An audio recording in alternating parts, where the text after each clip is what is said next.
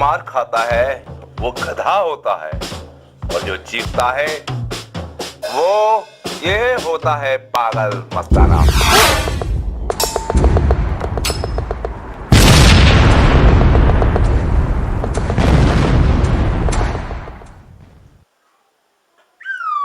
और पागल मस्ताना जूते खाता है और जूतों की तरह तारों पे लटक जाता है।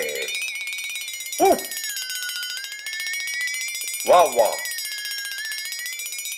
और वो समझता है मैं मिठाई खा रहा हूं, ख्वाबों में देखता है मिठाई खा रहा हूं। हुड़ुप हुड़ुप हुड़ुप करके खाता है वो मिठाई। और क्या होता है मिठाई खाने के बाद? वो समझता है मिठाई खाना, फिर वो बंदरों की तरह उछलने की कोशिश करता है।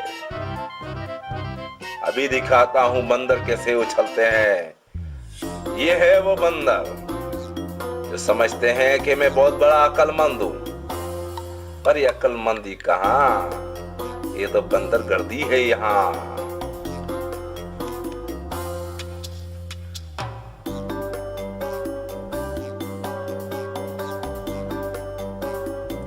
मगर वो मिठाई नहीं बल्कि वो बेइज्जती होती है।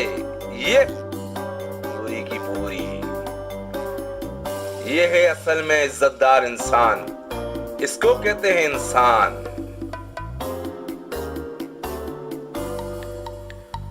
ये है इंसानियत। देखिए इंसान को, देख रहा है आपको।